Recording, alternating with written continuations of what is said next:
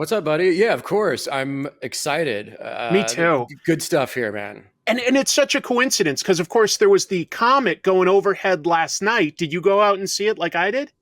No, man. I'm really paranoid about the after effects of a comet. You could turn into a vampire, some sort of strange zombie. You know what I'm talking about? I don't know what you're talking about, Jim. I saw the comet and everything seems totally fine. Chris.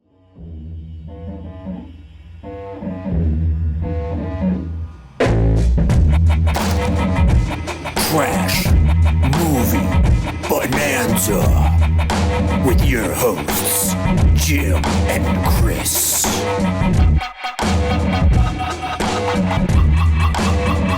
Hello, folks. Welcome to Trash Movie Bonanza. I'm one of your hosts, Chris. I also host a show about comic books called Comic Tropes, and with me, as always, is Jimmy Jams.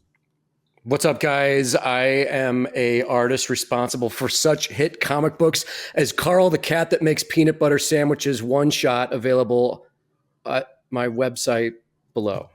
Shameless There we plug. go. Yes, and we'll put that in the description as well. We're professionals at this point. We know how to do stuff like that. We've got editor Jamie that probably gave you some nice graphics, if I had to guess. We love Jamie. We love you, dude. Couldn't do it without him. And on this show, we talk about movies that are sort of on the schlockier side, B-movie side. Doesn't always mean that they're bad, but they might have like underperformed or sometimes they just are bad, right? Yes. But not this week. Chris, we've reported and reviewed on some pure trash. And then like this week, I feel like these are both legitimately good movies, good B movies. And I'll still say that, like, I look back now, Jim, and with the arguable exception of Pieces, just because of how entertaining that one was, that was my choice. I feel like you keep choosing the slightly better movies. Like this is why I'm doing this show with you, though, man. You've got a deep bench of movie knowledge. It's been with me since junior high, and I don't know if that's a proud thing or not, but we're about the same age. Like, would you say that, like, I don't know about you, but like going to the video store was, of course, a thing. We didn't have streaming. We didn't have as many cable channels. And you'd go there and you'd sort of choose what kind of movie based more on the cover than anything else, right? Yes, definitely. And that was part of the experience and the mystery and the allure of having that. And like once a week, I would go to the grocery store with my mom to help her out with shopping. And in our grocery store, we had a little video area. So I would spend time in the video area. We also had a little magazine area with a comics rack. That's where I first started buying comic books. And then, Chris, if I couldn't rent a video, if I remembered the name of it, we talked about this last time, I would go up the street to my buddy Chris's house who had cable. And if I remembered the name, sometimes we would be able to watch these movies or catch them on HBO. And honestly, dude, I saw both of our selections, Lifeforce and Night of the Comet, on HBO in the late 80s. That's awesome. I grew up without cable, so I did not see these particular movies in the 80s, but somewhere in like the mid 90s, I definitely had seen Lifeforce. I'd always heard good things about Night of the Comet, but I hadn't seen it until now. I can't wait to talk about that one. Okay. I really can't. I've got a lot to say, but I think we're in agreement that we'll start with Lifeforce. Let's do it. Which, Lifeforce, folks, 1985, director Tobe Hooper. Who would have expected this? Like, what an eclectic career as a director. You know, a lot of, he's always going to be best known for, I think, Texas Chainsaw Massacre. And he comes out of the gate with like a really strong vision for a horror movie. Yeah. Poltergeist is also like a fantastic movie. I love it. Lifeforce is closer to something like he also made Texas Chainsaw Massacre 2, which was very tongue-in-cheek. And I don't know what to make of Lifeforce. The tone is very bizarre. The tone is very schlocky. Chris, I don't know if you know this part of Lifeforce's history, but I just have to say an overall statement about Lifeforce is cocaine is a hell of a drug, because I don't know if you knew this, but this movie and the making of it was fueled by cocaine. Like cocaine was on the budget of the movie, almost like Blues Brothers in the 70s, where Dan Aykroyd talks about cocaine was like at craft services. Like, I'm not joking. And so if you go into this movie and you watch it as kind of a coke fueled fever dream, it makes the movie, it makes a little bit more sense watching it that way. That's interesting. Because there's a lot going on in this movie. There's a lot. And I like it, but it does have some problems that we'll sort of like get into here and there that keep it from sort of being a perfect experience. It's got more good than bad. But you telling me that reminds me of another Comet movie from the 80s that was cocaine fueled, and that was Maximum Overdrive. Oh shit. Yeah. Oh, the ultimate cocaine movie. It really is. Like, everything Stephen King said was like, he doesn't even remember anything about like directing that movie. And that one was like, the comet goes overhead and it turns on all the cars and trucks in the world to be sentient. Yes. Halley's Comet, I do not remember growing up with fear of Halley's Comet, but it did produce all these movies. Yeah, it's weird that Halley's Comet, I guess I remember this a little bit, but it was a pop culture phenomenon sort of in the 80s. It was like a big deal. By like once a generation, and we were really young, but we got to see it, and that's cool. That's sort of the basis. Like, Halley's Comet hadn't quite come by the time Lifeforce was out, but definitely people were thinking ahead. It was going to come out in a couple years. So like we say, this is a movie where a comet is the instigating force. Also, some other talent behind the scenes. Music by Henry Mancini, very famous composer. Although I've heard that after he did the composition, they also like brought in another musician like at the last minute to sort of like do some different scenes. And I feel like there is two different styles to the music in this. I can see that. Yeah. And finally, one of the co-writers, Dan O'Bannon, Aliens. Yes. As well as like, Heavy Metal Magazine, work with Mobius. So Dan, having Dan involved, like, that's a big name. And also John Dykstra on special effects from Star Wars. Yeah. So heavy hitters on this movie, and this is a Cannon movie, and Cannon threw a shitload of money at this movie. And I'm sure you know this, Chris, but like, Cannon was so successful at making low budget, decent action movies, and then they bit off more than they could chew with Lifeforce. This was the start. Sorry, I talked over you. All good. Their big mistake was like Lifeforce, Masters of the Universe, Superman 4, and Over the Top with Stallone.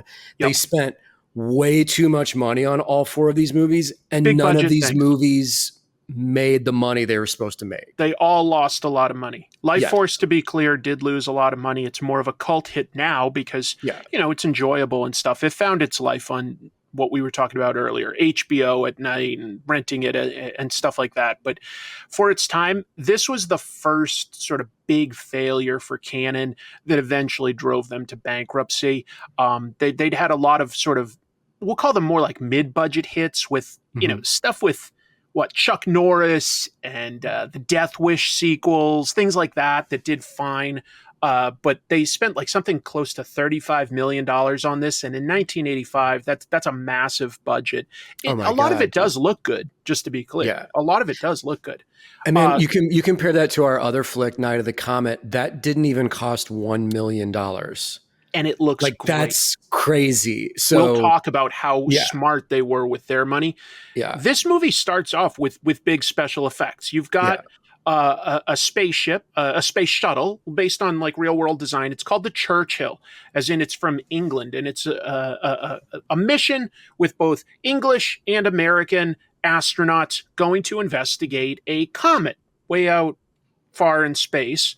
By the way, I did like, they've got like a radar in the spaceship, which I don't know how a radar quite works, but in space, but maybe it does.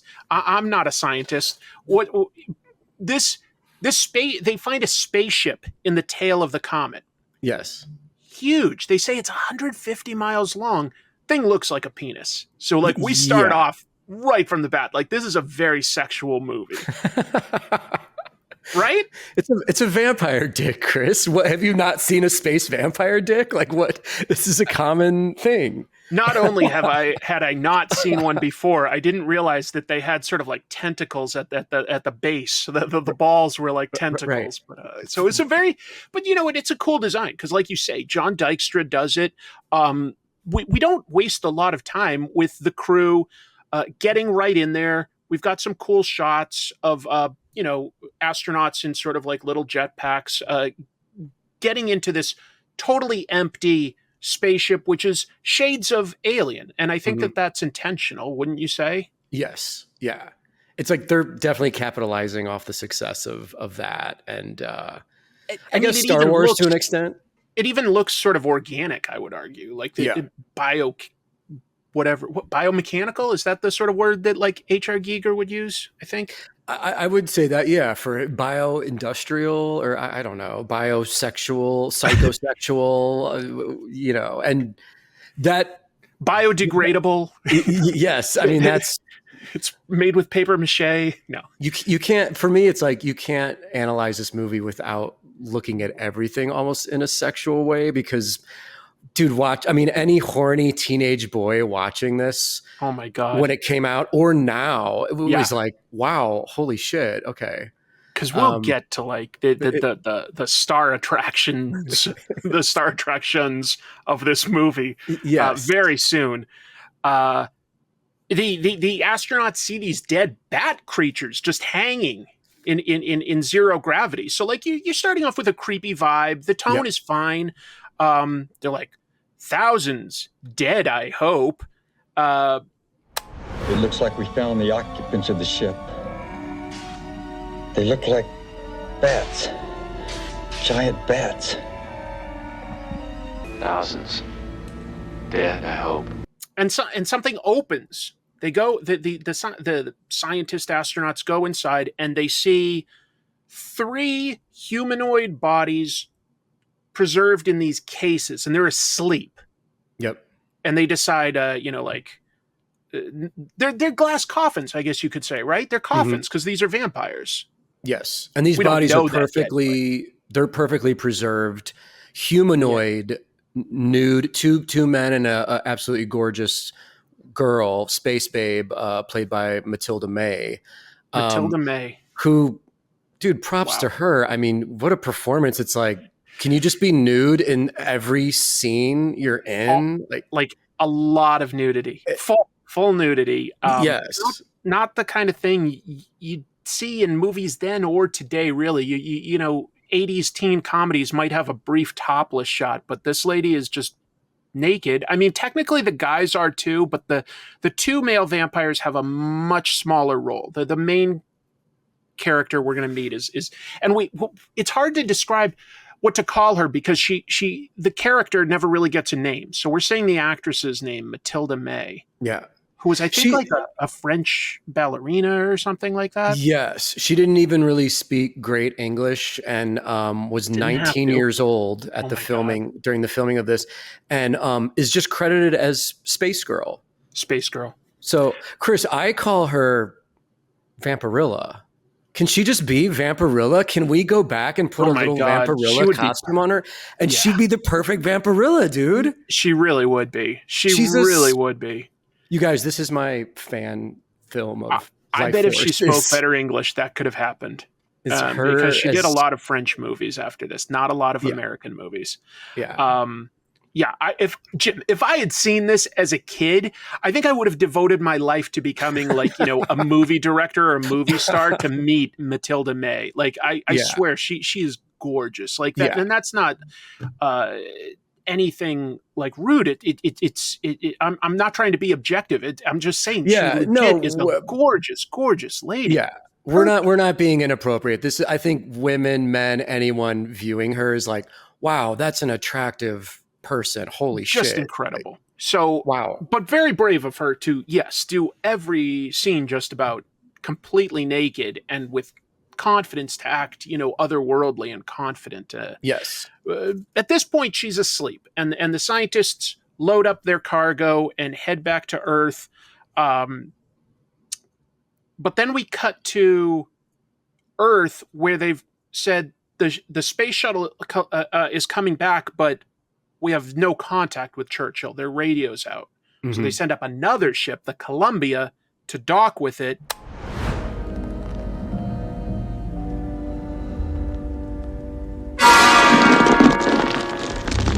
Columbia.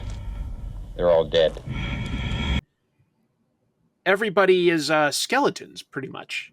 The crew is all dead. Yes. Some of them burnt up. There was obviously a fire on the Churchill. No one knows what's going on with any of this. And I'll say, again, aside from the fact that at this time you couldn't really get zero gravity too great, it's just actors on harnesses or something. Everything else about it looks really solid. I thought that the effects hold up pretty darn well for an era where there was zero CG. Me too, man. And I had a note of just this beginning scene, all of it, just great music, sets and costumes look good. And we're rocking and rolling in the beginning of the movie here. It's it doesn't feel like a canon movie necessarily in the beginning.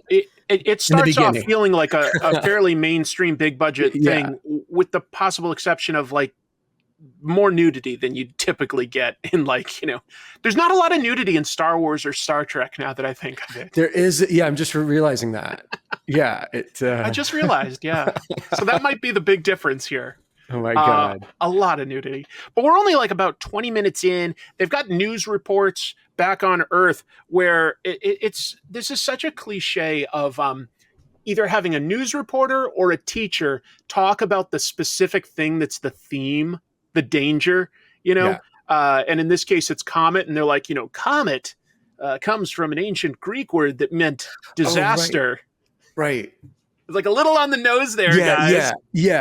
Yeah, it's did you know that comets are sometimes thought of as an apocalyptic thing? And it's no, we didn't know that. But now that you've set that up, we sort of know where this movie's going, guys. Our viewers may be interested to know that comets were once considered to be harbingers of evil, and that one of the earliest words for comet was disaster, which in Latin means evil star. But I don't we didn't need it. We've seen this creepy alien spaceship with Batmen. We've seen a burnt out husk of a ship that's returned to Earth with no commentary. I felt little things like that weren't really additive. I don't know. I'm nitpicking a little bit. But I feel you though. Yeah. Finally, we get to okay. So the vampires have all been brought while sleeping in these coffins to a British, what would we even call it? A government research station of some sort. They're in isolation. A guard comes in wearing the dorkiest CPAP machine I've ever seen in my life. Mm-hmm. Yes, good way of putting that. Yeah. For a movie with this kind of budget, this thing is basically cardboard box that he put on his head with a tube. Yes, that's hilarious. I didn't even. Now that you're bringing it up, the jokes are funnier when you tell me that they're hilarious. The audience appreciates that. It's Jamie's cutting to clips of this guy, so it'll all make sense to everyone. Absolutely. And this is where she wakes up, and instantly she's got a way of seducing people without really saying anything. Mm-hmm. Which is just very believable because again, this lady's gorgeous. Yes. So it's cool. Sorry to interrupt you, Chris. I just want to say it's cool right off the bat that they've taken old vampire mythology where it's the vampire, in this case, it's a woman, not a man, not Dracula, has the ability to hypnotize and seduce its prey, basically. And it makes so much sense in this instance because this is a perfect female gorgeous girl doing this to all the men that are around her. She can basically do whatever she wants with them. Right. We should mention this is based on a novel, a sci-fi novel by a guy named Colin Wilson. It came out in 1976. It was called The Space Vampires. If it came out in 76, that does mean that technically Vampirella comes first. Vampirella is a space vampire. So yeah, I've never heard anybody like make the comparison, but for what it's worth, like Vampirella would have come first. I guess, Vampirella is technically sort of more of a superhero, but she does come from a race of space vampires. Yes, that's true. These vampires, we get to sort of see how they work, and it's not like biting a neck. Instead, it's like a super kiss that drains the life force. You could probably all guess exactly where that was going. Yeah. Very 80s with energy effects swirling around. If you've seen Ghostbusters or I don't know what, like it all has the same effects. The end of Raiders of the Lost Ark with the Yes. spirits. It's just that it's that same, like, I guess industrial light and magic, John Dykstra look, that school of effects. There's that Even way of if it's not ILM, it's that school. It looks cool. It's an energy. It's like the Highlander quickening in miniature, where there's just like she kisses the guy. One of the scientists that's the head of sort of the organization. There's a lot of characters in there. I don't want to get bogged down with all of the sort of side characters because, to be honest, that's one of the problems I have is there's a lot and they're fine, yeah. but there's a lot of government officials in this movie. And I was like, we're 20 minutes in, almost 25 or so, and I'm not clear who the lead character is at this point. Right. It's not introduced yet, really. No, not really. Not for quite a while. We're getting close, but basically this guy runs in and this is where the special effects start to shine is, he runs in, the girl's gone by now. And the guard has his back to the scientist and is sort of like shuffling. And when he turns around, he's this husk of a man. Mm-hmm. It's an interesting special effect. It doesn't look real per se, but since we're dealing with space vampires, I was totally willing to go with their sort of strange animatronics. I thought they looked cool. I did too, man. It just the fact that it's practical, I'm willing to overlook like the cheesy part of it because it's there. It's on set. The actors are reacting to it. And that's what I do enjoy about these kind of schlock older movies is the practical effects, whether good or bad. It's there mixed into the whole fabric of the scene of the film. Yeah, totally. And what's funny is that like so that guard like basically breaks down into dust. Yeah.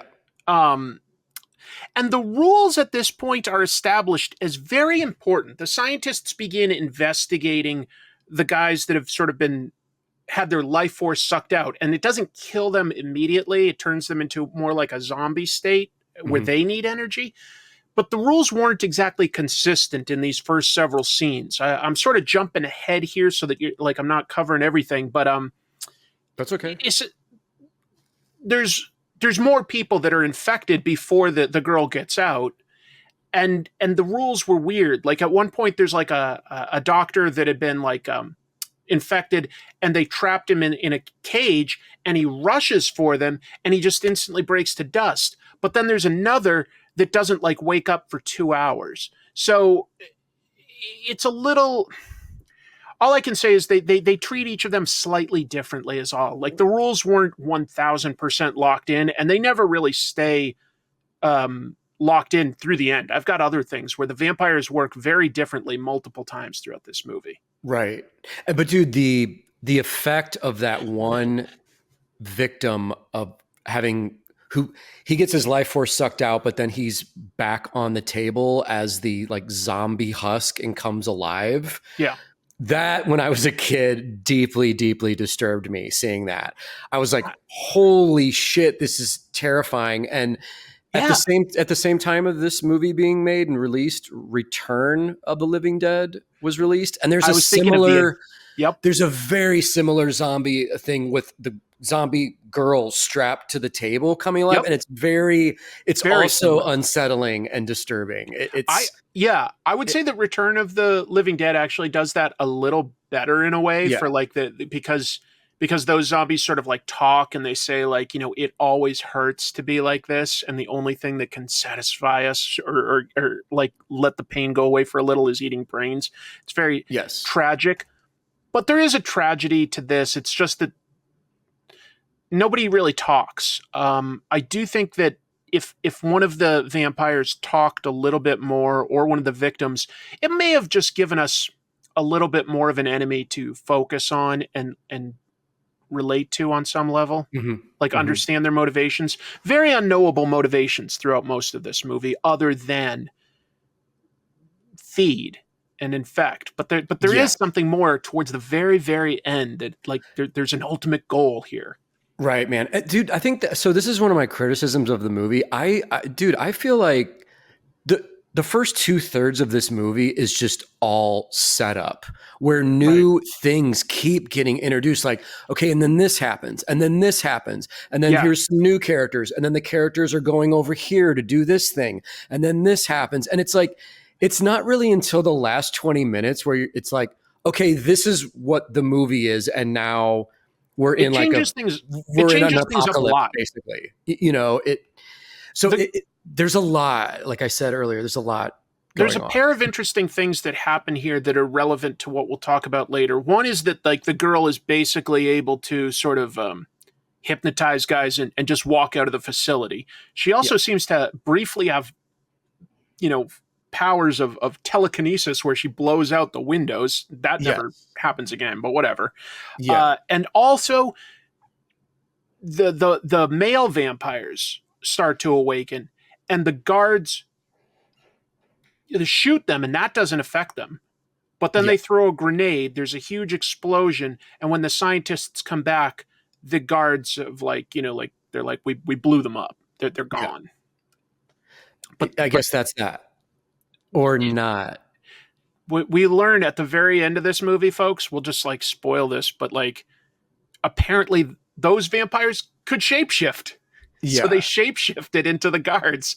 We don't have any hint of that. But that's sort of what we mean by how it shifts things around. We meet, like I say, a lot of scientists and government officials at this point. There's Dr. Falada, who's basically obsessed with the afterlife and what happens to the life force after. For a minute, I thought he was going to be the main character.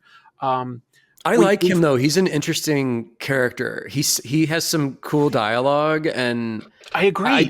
I dig him. He's like a weird enigma kind of character. The weird thing is just how everybody's interesting, but we're like well past 30 minutes and we still haven't met, just to be clear, our main characters. Yeah. Well, I mean, technically we've briefly met one because he was on the Churchill. One thing that's funny is, so I guess this is right around the time one of the two main characters is introduced. Both of the main characters are colonels, folks. One is a British guy with the SAS. He's like a special services, like a Green Beret or something, or a Ranger, like really tough. He's cool. He's a cool guy. And eventually we see the colonel from the Churchill, who apparently had escaped in an escape pod. He'd encountered the vampires. He tried to like destroy the ship, to sabotage it, he says. And then he launched to Earth. Why his escape pod landed so much later than the ship arriving, that timeline doesn't really make sense. Right. Yeah. I guess you just go with it. I know. And he ended up in Texas, and they had to clean him up and fly him over to England. But, a lot of characters. But just to be clear, we eventually learn that these two colonels are sort of the main characters. The British colonel, Kane, is basically in charge of investigating the escaped woman, and he works closely with Colonel, I've got his name somewhere. Carlson. Colonel Carson. Thank you. Colonel Carson, the American guy, who basically now has a connection, a sort of a psychic connection with the woman. And one of the first things they investigate is a body in the park. They feel like they're just, they're really close behind her. There has been a victim. They bring her back. One thing that's funny, I love when I set that up. It definitely makes it land harder. All right. the detectives or the colonels in this case are like, like they're like, okay, this woman's been killed, now she's naked. And they say this like it's one of the scariest things of the movie. They go, well, we know one thing about this woman, talking about the space vampire. They go, now she has clothes. Yes. Yes. Terrifying. Matilda May has now got clothes. Damn it. The movie's over, folks. Right. And hey, man, before I forget, I have to mention a little thing about Kane. Yeah. Kane originally, Chris, was supposed to be played by our homeboy, Michael Caine. He was the first choice and was cast and then had to back out for whatever reason. But the guy who plays Kane in the movie is great. I think he's an awesome character. Yeah. Yeah, he's probably my favorite character, if I'm being honest. Because he's very, what I liked about him? A lot of these movies, they'll start to introduce, the supernatural claims, gremlins or something, and the police are like, yeah, right, kid. It's very frustrating. But Kane just sort of accepts everything that's being told to him, and he just goes with it. And that keeps the story moving forward, and it makes him actually seem very competent because he's like willing to entertain possibilities. Yes. Dude, I'm so glad you said that because I had the exact same note where that's what I love is it's like he's so intelligent and no nonsense. He's not a doubter. He's like, okay, there's space vampires on Earth. What are we going to do to solve this problem, nip it in the bud and prevent a panic? Let's go. Let's move. And it's like, okay, so this dude's such a badass that this crazy occult, weird supernatural shit that's happening is not phasing him. Okay. So, and he's just full forward, like, let's move forward. Let's do this thing. And it's cool, man. It's like, it is. You don't have the doubting Thomas blowback to what's happening. And I guess that's the difference of him being the main character instead of like sort of trying to go to the authorities. I know you have to sort of like in a movie, say where Jason Voorhees is on the run and, like the counselors are going to the police and they don't believe him. I understand that you're sort of like denying the hero easy resources, but it's very frustrating a lot of times. And at least in this one, all of the heroes are on board for figuring out what's going on. The only thing that like you can counter that with is like our main characters are all very smart and they're very capable and they're very proactive, except for an alien that's like walking through the facility. They threw all of like 4 or 5 guards at her and kind of like we're just like, oh, she's off in the distance. We'll catch up. I was like, this is an alien threat. Yes. You don't know if she's like infectious or what. I'm like, the resources that they bother to throw at this are actually fairly small when you consider an otherworldly threat.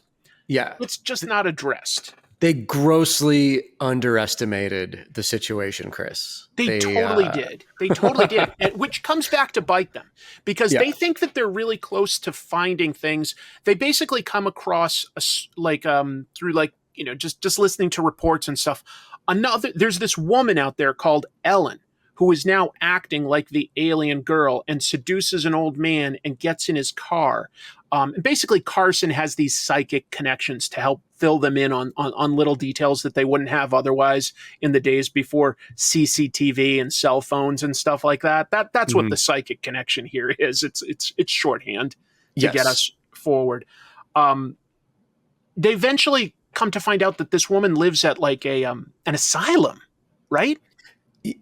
Yeah. She's under like supervision of some sort. Is this where Patrick Stewart? This is where Patrick Stewart shows up, which our boy Patrick. A pleasant surprise. A very early film or TV role for Patrick Stewart. Yeah. Although when we think about it, it's only like 2 or 3 years before he got Star Trek: The Next Generation. So yes, he looks very similar to like season 1 Picard. He's going for it in this movie. I just realized, Jim. Go ahead. Both of these movies have a Star Trek actor in them. Who's Night of the Comet, like the main guy, Hector, was the main guy in that show Voyager, which I didn't really watch, but I just realized that. I know exactly what you're talking about. Wow. Yeah. Okay. Weird. That's funny. Sorry, it just popped into my head that like 2 movies that we're watching have Star Trek actors. Patrick Stewart, to be clear, folks, is the I don't know what you call the head of of an asylum. That it's not an insane asylum. It's like a home for mentally ill patients. They get like an apartment room, and they've got like orderlies and doctors to see them, physicians and stuff like that. People with mental. But I don't know what the head of that would be called now that I. Chris, I'll be honest. When like all this stuff is happening in the movie, I rewatching this, I was like, this is really all becoming convoluted. Like there's a lot. Yeah. I keep saying that, but when they introduced the idea that our space babe can like body hop, that's what I mean by the rules are changing. And then we're with Patrick Stewart. It becomes, I don't know. It's what keeps this from being perfect is by the end, to be clear, the story makes sense. But there's a lot of characters that I think that they could have trimmed one or two of them to streamline this. And the rules for how the vampires work do keep shifting a little bit. Because yes, like she's mentally possessed, Ellen. Except once the colonels go to like interrogate her, which they do in typical 80s fashion by like literally just beating her up. And I think they even have a line, Jamie can probably include it, "This woman wants me to force it out of her." Tell me. No!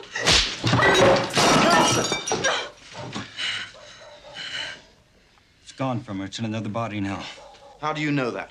I can see it in her mind. Despite appearances, this woman is a masochist. An extreme masochist. She wants me to force the name out of her. Yeah.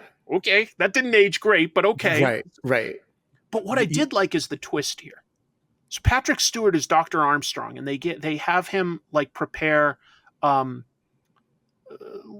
like sodium pentothal or something to try to like interrogate Ellen. Yes, yeah, that sounds right. They have her like tied up to a chair. Colonel Kane gets the syringe full of sodium pentothal, and then he quickly jabs Patrick Stewart's Dr. Armstrong. Yep. Because they figured out that he is actually all along. To switcheroo. The vampire lady had like been in his head. Yep. So they take him aboard a helicopter to go back to that like base. That place in London where they like, whatever, the Scientific Institute. And again, the rules change. Yeah. But first, we do have to have Jamie show Patrick Stewart's legendary freak out scene though when he in the facility, because it's like Oscar worthy performance, guys. It's he loses his shit. It's incredible.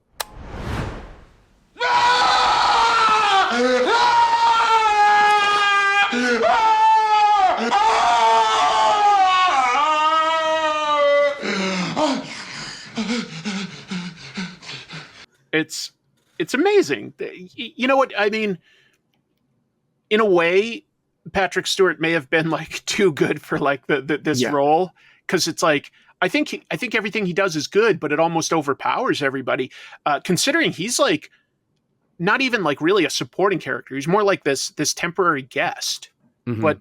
But anyway, he really steals his scenes, makes the most of it.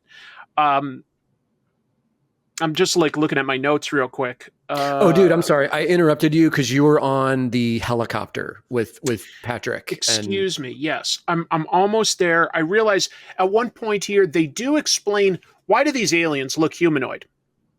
Oh, and right. Carson hears like mentally that from this vampire lady, she's sort of summoning him now and trying to like lure him closer to her wherever she is.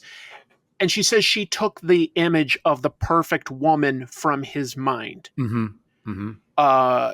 And so that's actually where they first set up the idea that, yes, whatever these creatures are, they can shapeshift. And we already knew they were psychic, but okay. So that makes a little sense. It wasn't like that there are aliens out there that look just like us. No, they plucked that idea from his mind.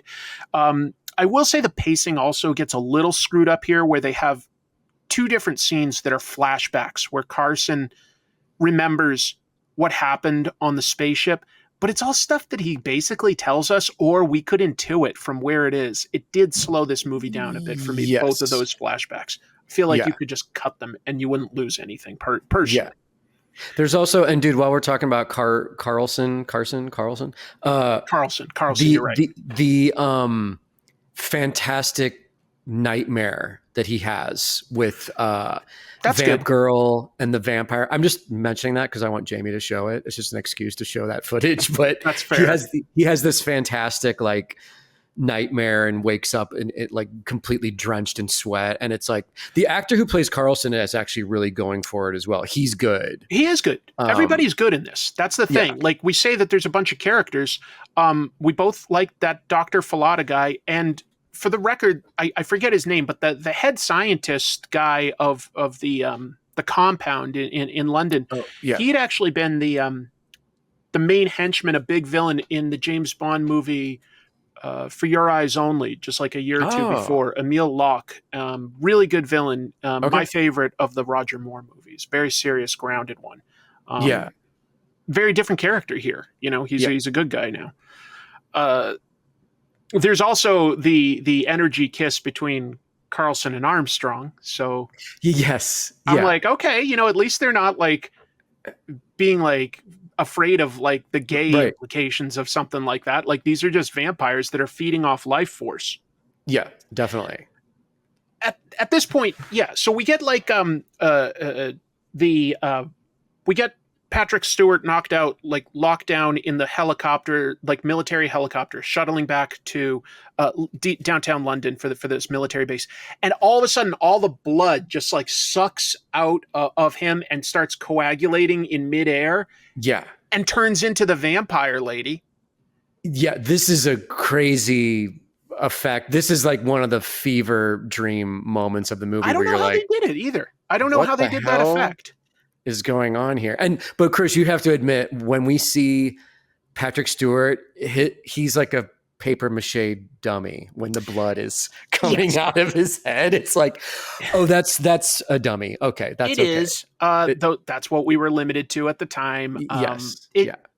But it's sort of scary. It's creepy. It gets into that uncanny valley, which is disturbing, doesn't it? You know what I mean? Where it's not quite human. It's really close. It's really close, but not quite right.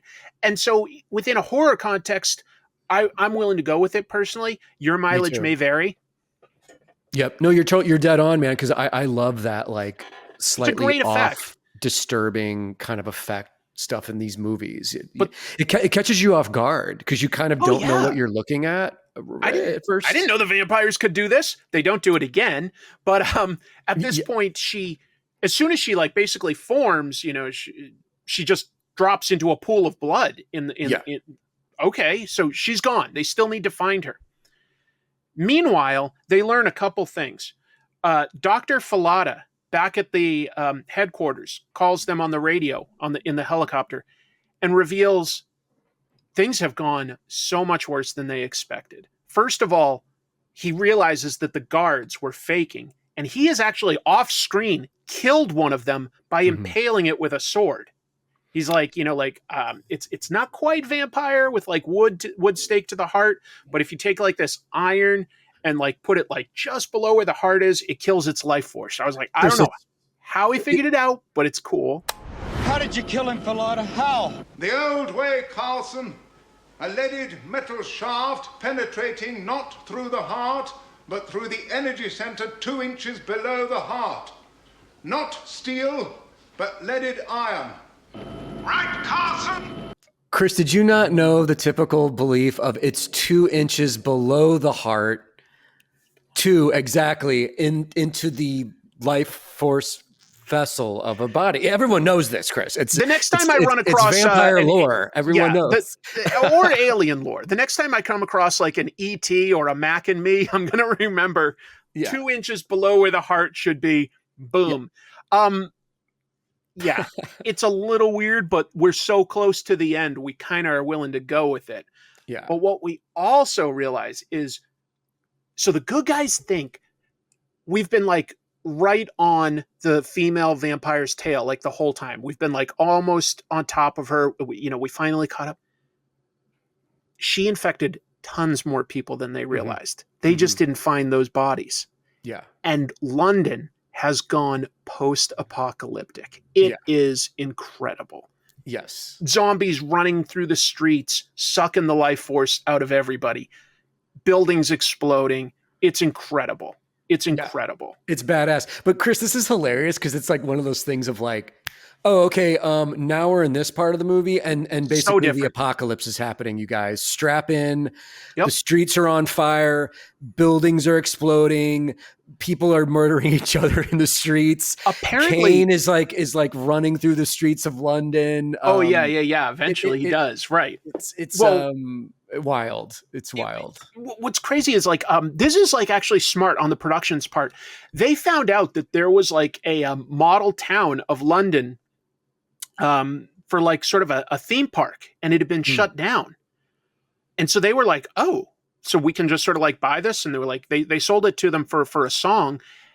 And so they had this huge replica of London that they could just blow up and burn and stuff. And it looks great on camera. That's perfect. I don't feel like it looks like miniatures. I think it looks great. Like they got the scale right. I think it was really big miniature. So like the explosions and the fire look right.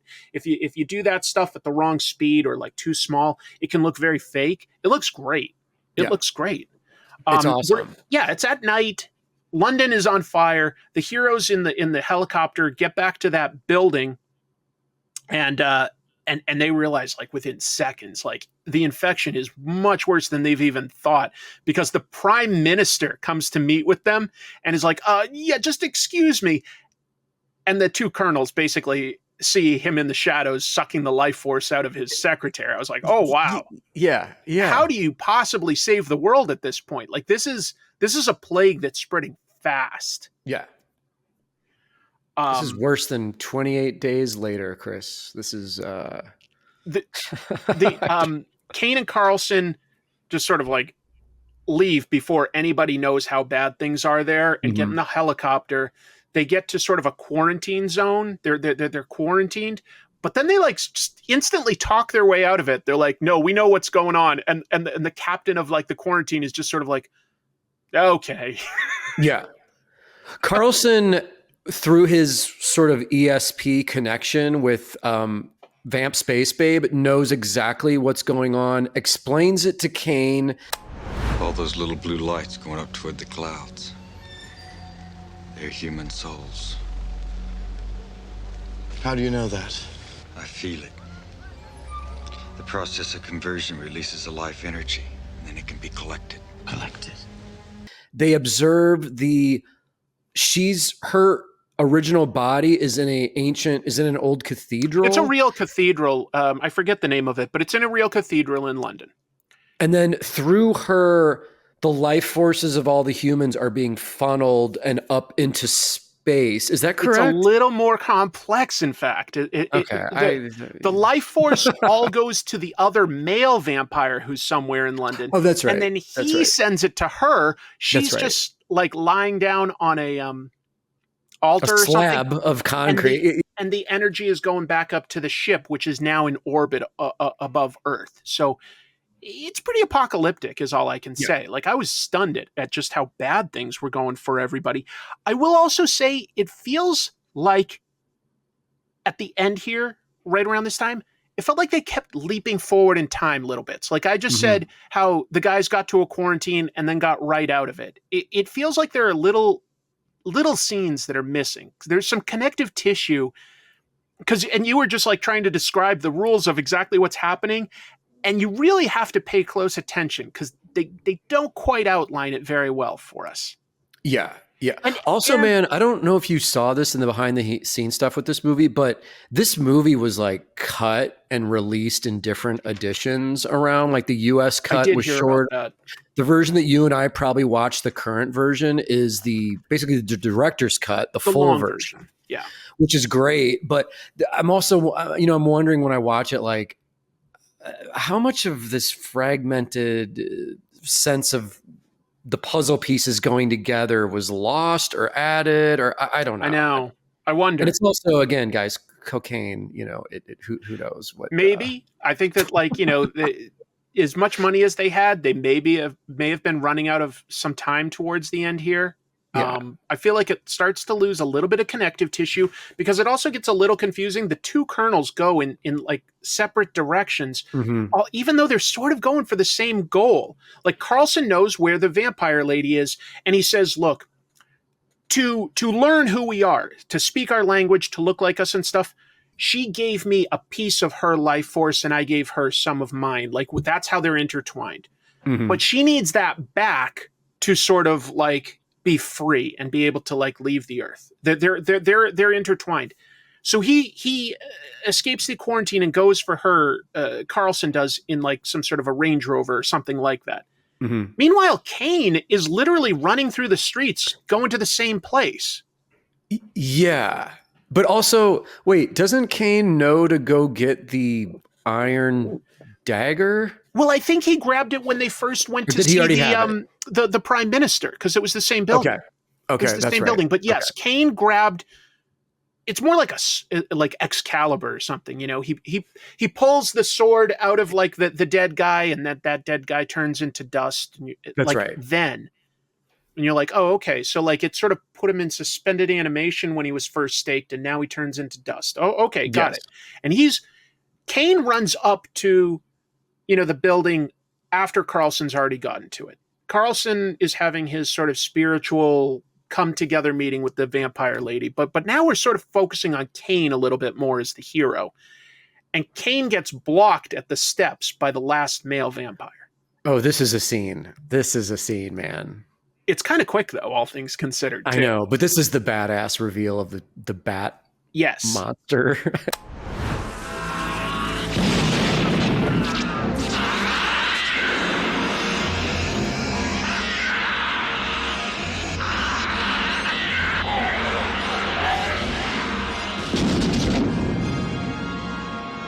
Because Kane stabs it with that sword thing, and it turns into this fantastic looking like bat monster creature. It looks great.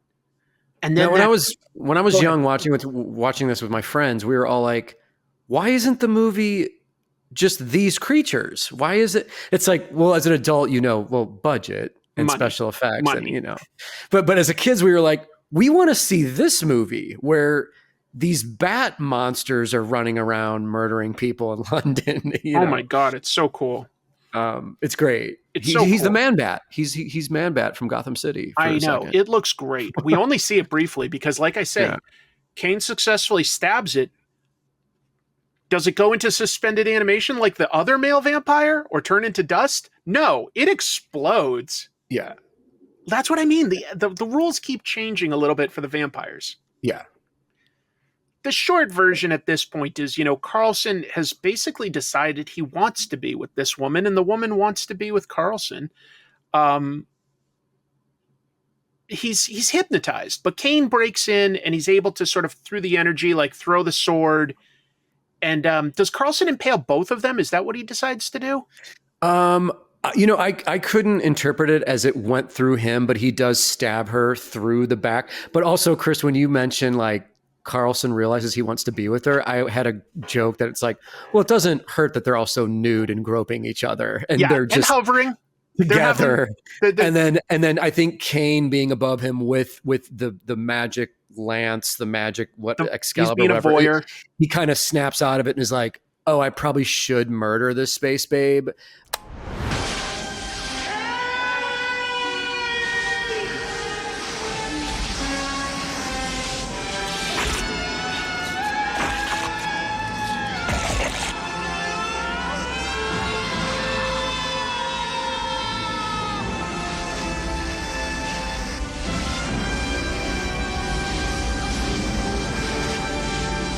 He stabs her, and does it go through him as well? I don't know. But does it kill her? No. Instead, now they both fly up into the spaceship and leave, and everybody outside dies. Like without that connection to the space vampire lady, the world is saved. Thank goodness. So it's sort of a happy ending. I guess the sort of price they had to pay was, you know, a lot of people died, and Carlson left Earth. It's pretty abrupt, all things considered. It is. It's not too bad, but it's a little abrupt. It's not as abrupt as last episode's Ninja Terminator. Oh my God! Nothing will come close to that ending. That was Chris, my fan fiction for Kane at the end of the movie is Kane eventually just turns into John Constantine.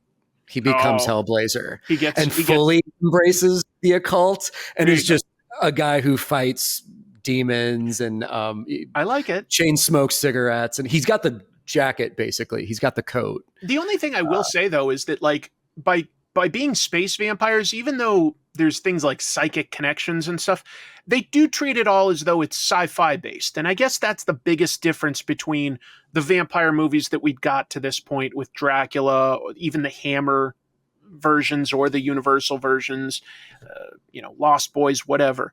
Those were all very supernatural, and they do treat this as a sci-fi horror movie. Closer, like they're cribbing a little bit from Alien. Definitely, yeah. It's good. It's entertaining. I think we've outlined some of the problems. Too many characters, a couple it results in a lot of cul-de-sacs. Yes, yeah. That just sort of slow it down a tiny bit. Looks great. You see the money they spent up there on the screen. Yeah, and it's funny, man, because like in my research, it sounded like Canon was so happy with the dailies that Tobe Hooper was turning in that they kind of kept just like throwing money at this thing. Wow. But again, for Canon, it's like they went way over budget with what they were used to spending on their flicks, and it wound up biting them in the ass in the end. I don't know how much money this made, but it wasn't very much. They lost a ton of money on this movie.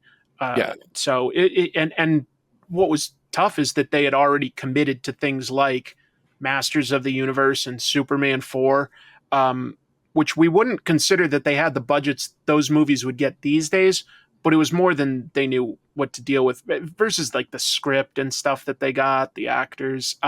Canon started losing a lot of money at this point. It's too bad because they had a good run of like entertaining mid to low budget movies. For sure, man. And with the other flick we're going to talk about, I think that this is a great double feature where if you hang out with your friends, you start off with Lifeforce. It's a bit more convoluted, a bit more intense, but still nutty. And there's some weird shit in this movie. And then you cleanse the palate with Night of the Comet, which is my pick. And this is a bit more of just an open, airy, very 80s, fun, bizarre, just flick from 1984. I thought it was 83, but maybe you're right. But that maybe it was made in 83 and released in 84. I don't have that. I think so. With some of the movies we review, man, there's like different multiple dates for a lot of them. So yeah, I think some of these movies get like delayed versus like when they were intended to be released. Great pick, Jim. Great pick. I'd always wanted to see this movie. It did not let me down. This movie corrects so many of the small problems that I had with Lifeforce. It is paced fantastic. It moves at a great pace. Not too many characters. Every character is really essential to moving the story forward. And just a smart use of its budget because it doesn't look cheap at all, but it actually was very, like, I think $700,000 is what they spent to make this in 83, 84. It's extraordinary, nothing, man. But definitely on the smaller side for a sci-fi action comedy. Yeah, extraordinary, man. I mean, written and directed by Tom Eberhardt and from the producers of Valley Girl, which came out, I believe, a year before this and was a huge success. So these guys were kind of like riding high on their track record. And they put some meta stuff in there for Valley Girl. Yes. Yeah. And a fun thing for this, one of the original titles for the flick was Teenage Comet Zombies, which I think is just funny. And Sam, our cheerleader character, later on in the flick, when she's in the DJ booth at the radio station, she makes a reference and she says, "Hey, calling out to all you teenage comet zombies out there." So lots of fun And Jim, stuff in this movie. just Lots of on a fun. related note, her older sister Regina, goes by Reg or Reggie. She works at a movie theater, and there is a Valley Girl poster in the lobby. Yes, that's true. So there's a couple references to what they made, but not quite calling out on the level of say brain damage or something like that. Right. Listen, And for you guys out there watching that don't know what this is, basically Night of the Comet is, what if the apocalypse happens and two Valley girls in LA are the sole survivors? They're not really the sole survivors, but it's like, what if these two girls were faced with this situation, basically? And then what if they were also totally competent and smart and like not as dumb and ditzy as you think, even if they're into, shopping and fashion and things like that. Like they're actually incredibly funny and capable people. Like that makes them feel so real, so likable. I love these characters. I do too, man. They're so charming and especially perfectly cast. Regina is Catherine Mary Stewart, who appeared in Last Starfighter, Knight Rider, The Apple, which is batshit crazy. That is also a Canon Films. That was like their first sort of big one. Yes. And Chris, as a kid, my mom was a huge Days of Our Lives fan, a daily watcher of that. And I remember Catherine Mary Stewart from Days of Our Lives. That's funny. I've never watched any soap operas, but I did know that both girls were on soap operas. Yes. And we have the legendary Kelly Maroney playing her little sister Samantha. Fast Times at Ridgemont High, Chopping Mall, some of her credits. Yep. And it's funny too, man. We have this Comet theme tonight, but we also, to me, not being inappropriate, we also have it's like Bodacious Babe theme, because we do.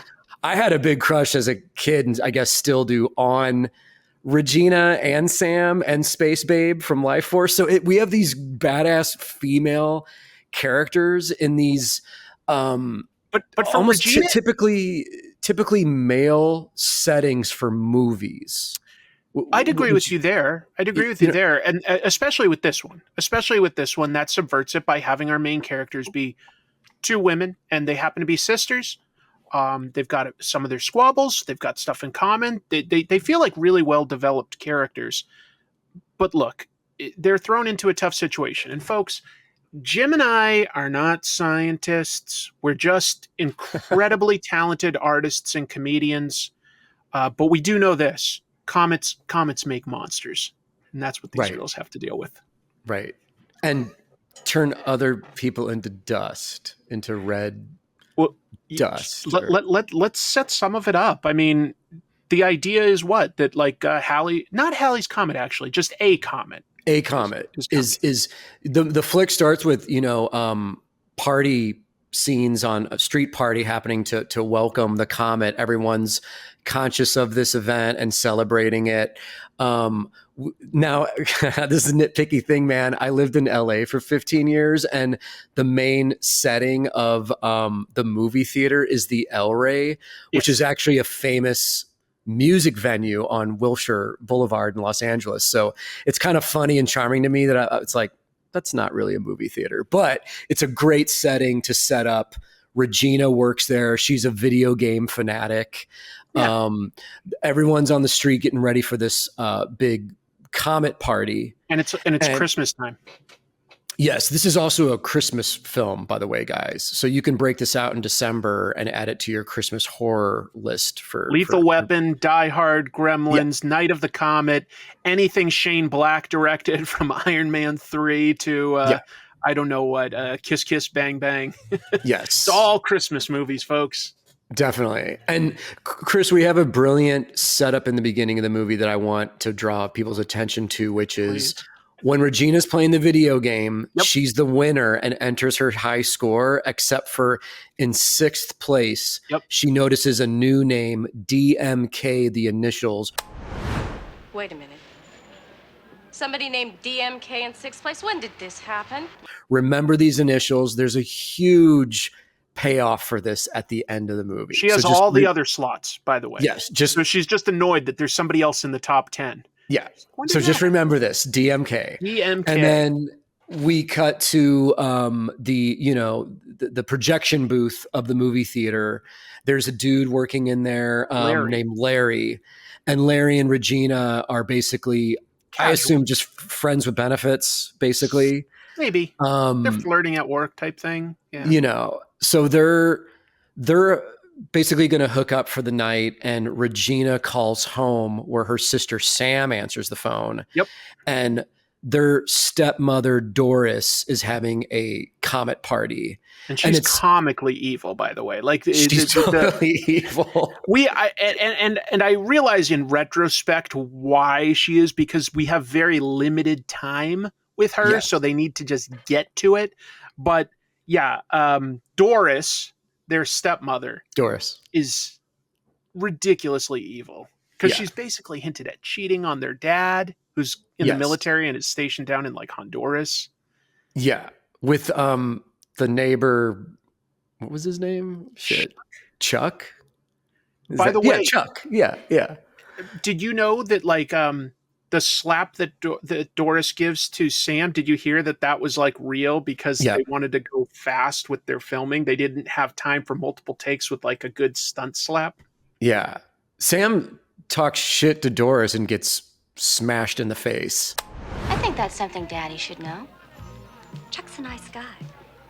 He's certainly nice to be with while Daddy's down in Banana Land. You were born with an asshole, Doris. You don't need Chuck.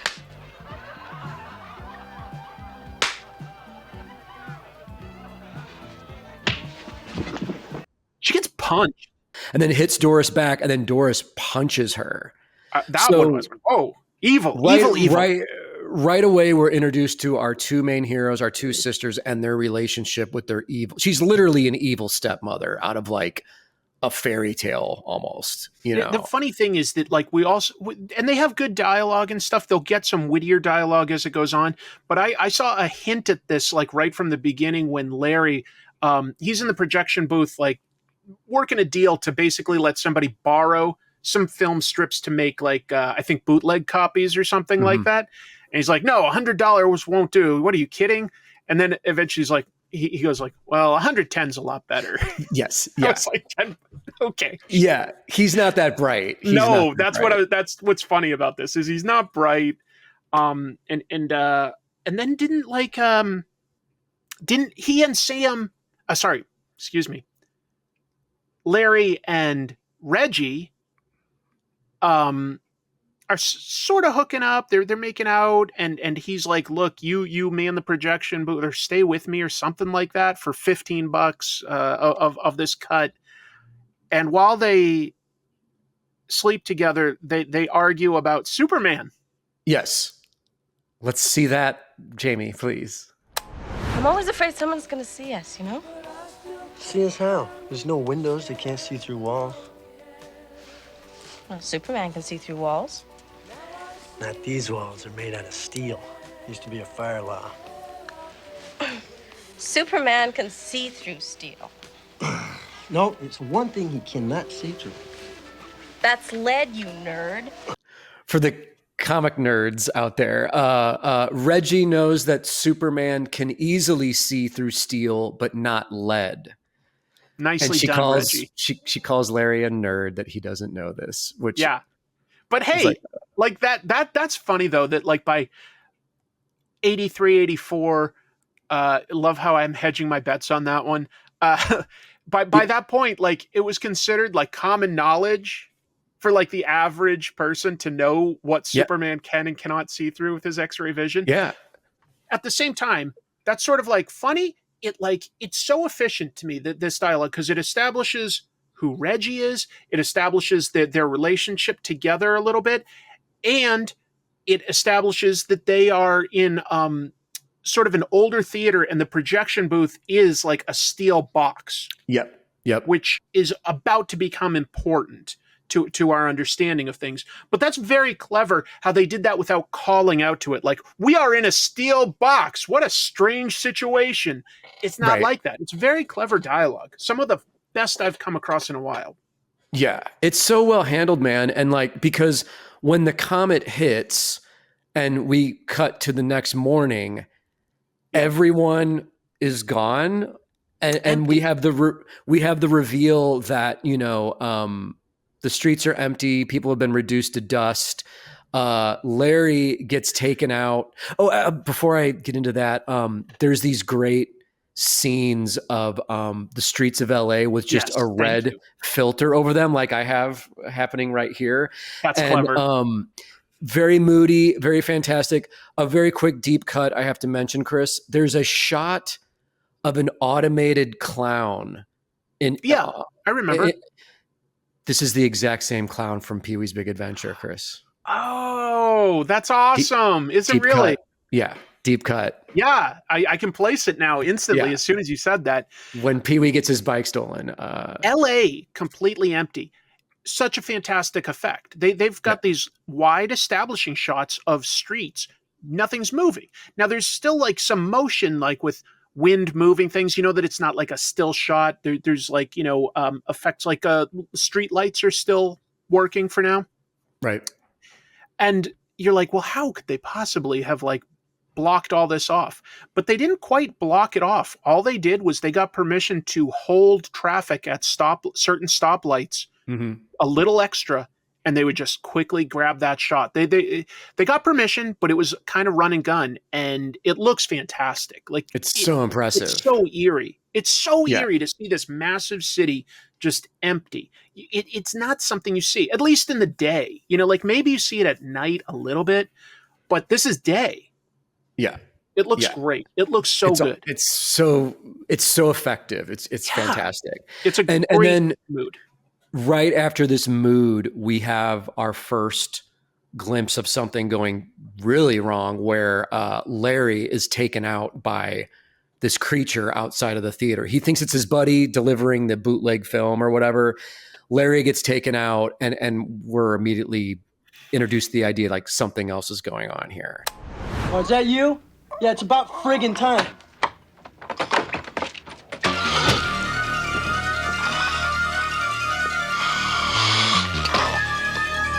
Because the guy outside in the alley essentially looks like a zombie. Although he talks, he's like all gaunt, and he kind of is like, you know, essentially like a zombie. He clubs Larry over the head with a like a wrench or something, like right away. Like there's no, it's a good surprise. It's a good surprise. It's well done because it isn't like the biggest moment, but it's effective how quickly it happens. I also like Reg here because right before Larry goes outside, he's like, you know, you stay here and like open the door, do me a favor. And she's like, I did you a favor last night.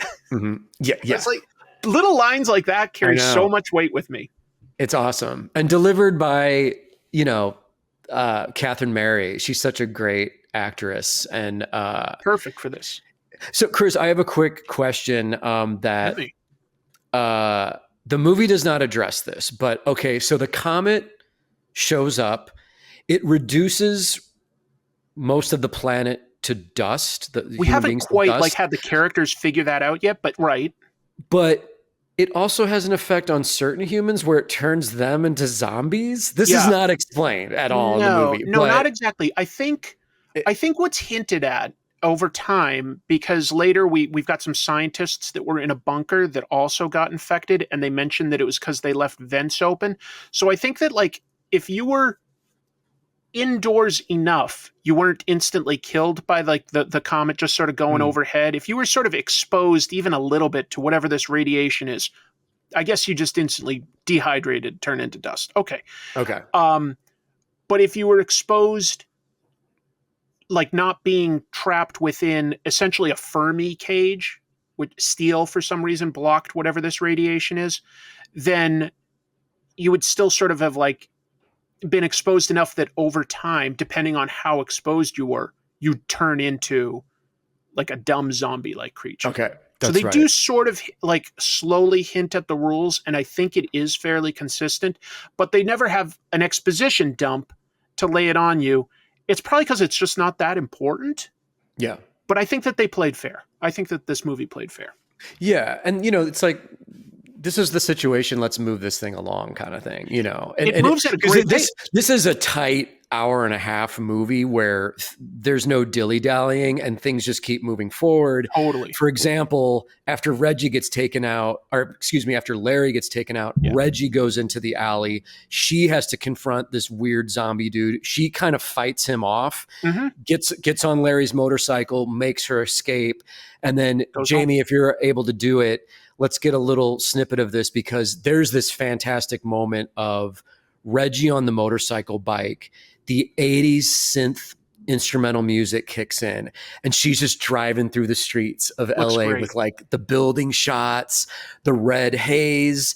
And it's more of this great atmospheric building that makes the movie, it has weight to it. It's just fucking cool, man. It's good.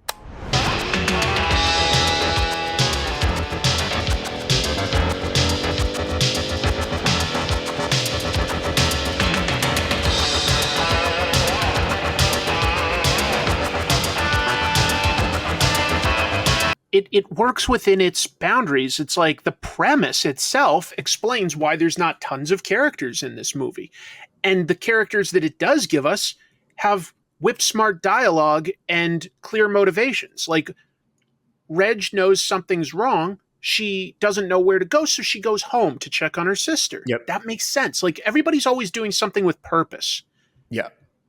And Reggie goes home. There's no one around, and then she goes upstairs and she does run into Sam. Sam is still alive. They surprise each other, but yeah. Yeah. But and Sam has she's just Sam waking being up. the younger, more naive sister, has no idea what's going on and has her cheerleader uniform on, her famous cheerleader outfit. Yeah. And is ready to just go to cheerleading practice for the day. And Reggie is having to break it to her that like something is terribly wrong. Everyone is gone. Sammy, you can't get anybody on the phone because everybody's gone. What? Put that in my mouth, please. I swear to God. Maybe swallow my gum. There's nobody. I mean, there's nobody. And Sam is just totally in denial about it. Yeah. You know? And I mean, we just talked about this in the last movie, how that can be annoying. But they don't dwell on this for too long. It's like, because Reg doesn't just sort of be like, oh, why won't you listen? She like goes outside and like picks up a shoe and she's like, you're talking about Chuck? Here's Chuck. And she like pours out the shoe. And finally, like just the overwhelming evidence of the visuals makes Sam like, well, actually first she does close the door for a minute because she's having trouble like accepting this, but she does accept it. She does accept it. Yeah. Dude, Chris, there's a great moment in the kitchen with the two sisters where Reggie is literally trying to shake a little sense into Sam, and she shakes her, and this, I think, might have been improv, and Sam goes, oh, I swallowed my gum. And it's like a very real moment. It's just a little character thing that makes the characters so much more You could be right. real. You could be right, because I read that the director, Eberhardt, told them, as much as possible, stay in character, and like when we're recording or filming, I should say, because we might catch something that could like be useful. So like just try to do whatever you can to just stay in character, even if something isn't going as planned. Yes. And so that might be an example, you're right, of like an improv, but that feels real, because these, they didn't break character or anything. It feels real. Yeah. And while the girls are in the kitchen, the boombox is on and the radio DJ comes on, and they realize, holy shit, this guy's talking. Let's go to the radio station. There might be a human being there. Right. And they hightail it to the station. No one's there, but that's when we're introduced to our other protagonist, Hector. Can I also just mention, though, that what's clever about this is, so they've gone to the radio station and they realize pretty quickly that it's got pre-recorded stuff going on. But that makes sense because we already established it's Christmas. It's Christmas. Yes. Of course, people would be on vacation. They set all this up in advance. So yes, that tricked the sisters into going there, but you're right. Not the only person that was listening. Hector has also shown up, and he's got a gun. Yeah. Hector pulls a gun on the girls and asks them to step into the light so he can see if they're zombies or not. He's And very reasonable, actually. He's not yeah, that aggressive or anything. yeah. He's such a like sensible hero. He's such a like He's very kind. good dude and Yeah. not shady or you know, he's just a good dude. And A trucker. he, you know, there's basically we're introduced to the idea of like there's chemistry between him and Reggie in a way. And for the record, this is the actor I was talking about, Robert or Roger Beltram. I'm not an expert, but he played a guy called Chakotay on that show Star Trek Voyager. I believe he was the second in command. I'm sorry, Star Trek folks. I do like Star Trek. I just don't know Voyager very well. But yeah, that's sort of what he's probably most famous for. But great character in this. Yeah, just a working class, blue collar, young guy. And you're right. Like he and Reggie hit it off, which later sort of irritates Sam because Sam has a little bit of a crush. And she later says, like, it's like the only guy on Earth. And you're swiping him from the me. last man on Earth, which, man, in great sibling fashion. I mean, that's something that the younger sibling would be upset about. Like, you're stealing all my men. Like, you've always stole men, and now this is the last dude on Earth. Before we get to that, while Sam and Reggie are talking, Reggie and Hector are talking, Sam is in the other room and takes control of the console and starts live broadcasting on the radio. And without her knowing, a group of scientists somewhere are hearing these transmissions. Which I didn't, but it was more than that. It was like they were able to keep listening. Maybe she just left everything on send. I didn't quite understand that, but you're right. There's scientists that have retreated to a bunker because they anticipated there could be some danger from this comet. So they've gone to a bunker but they're listening for people that could be out there, and they become aware of the sisters there. The movie plays it at this point like this could be a good thing, this could be a bad thing. We don't know. We don't know their intentions. Exactly. Before I forget, I do have to mention that Mary Warrenoff is the female scientist. She plays Audrey. This woman, to me, is extremely important in pop culture history. She was part of Andy Warhol's original crew in the 1960s. Mm-hmm. She starred in Eating Raoul and also Chopping Mall, along with the girl who plays Sam. But she also was in like Warhol's movies, man. She is an important figure. I'm glad you pointed that out. I'm glad you pointed that out because I would argue she might be the most famous person at the time that was in this movie. Completely. Again, we've established small budget. What did they do? They got people that had like a few recognizable roles on TV. People that went to see this movie would be like, oh, I sort of recognize that person. I sort of recognize that person. Cool. But they didn't have the budget to hire like a name. Yeah. You know, like there weren't people that had a lot of credits at this point. But yeah, you're right. Warrenos would have probably had the most out of the people in this movie. She's just a super interesting figure. If you're interested don't know where she lies either in a lot of ways. Yeah.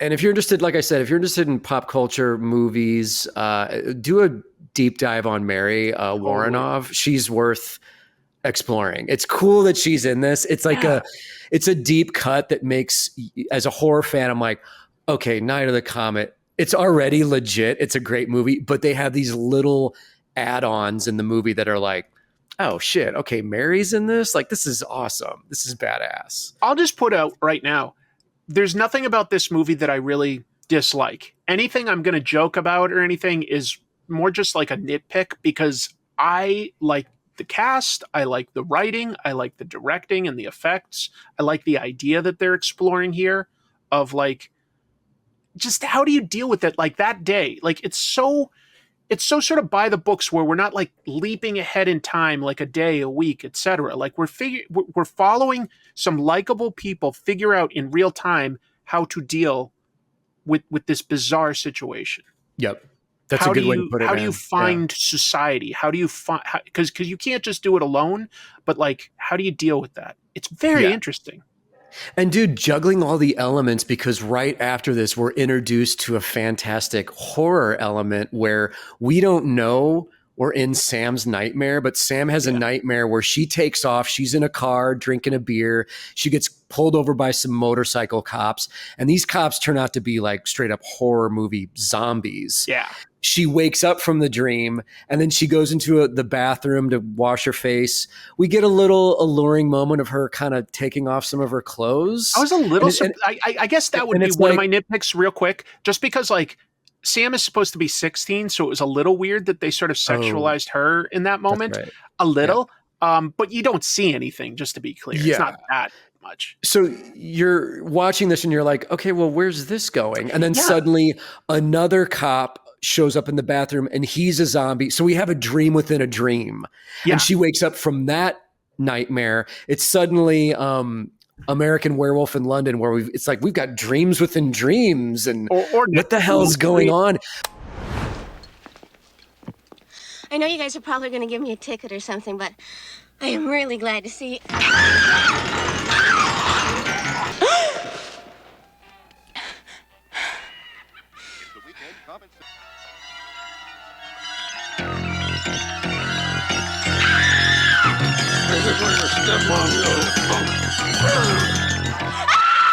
But the movie does that to, I feel like, throw you off and be like, you don't know what we're going to throw at you. We don't know.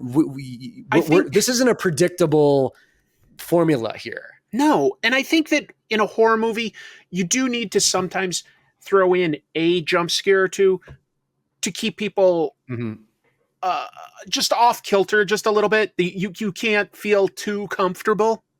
And it's like, is that a cheat? It's a small cheat. If you do a ton of them, it's terrible. If you do like one good one, fine. It's okay. Right. If you have the cat jumping out of the closet 5 times in a movie, that's shitty. You can't do that. And then after that, man, we have another almost like human romantic moment where Hector tells Reggie he's taken off to go to San Diego to check on his family. And she legitimately does not want him to go. Who would? I mean, for protection reasons, but also it's like, oh, there's something going on between the two of them. Like, and he's like, no, I have to go, but I will definitely be back. You know, and then right after this, man, we have what I consider to be one of the greatest scenes in all of 80s cinema, where it's so iconic. The two girls are standing in the street, and we've got Sam in her cheerleader outfit with an automatic gun, a machine gun, shooting the shit out of a parked car. They're both have like something like Mac 10s or something like that, like submachine guns. They're just target practicing in the middle of LA, and it's so funny and well done and visually striking. It's great.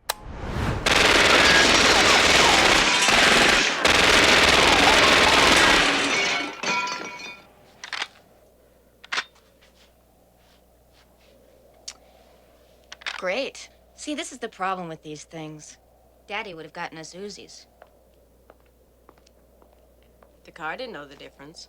So these girls are shooting the car, and Sam gets frustrated because the gun jams, and she's like, Dad would have made sure that we had Uzis. And Reg has another great sarcastic line. She goes, the car didn't know the difference. Right. Yeah. Jamie just played that clip, by the way, because it's so iconic, man. But dude, it's so great because they cover all their bases, like we've already said 100 times, that their dad was in Vietnam. Like, he was a badass military guy. So they know what they're doing. He's raised them to be capable girls that can defend themselves. They're not weak.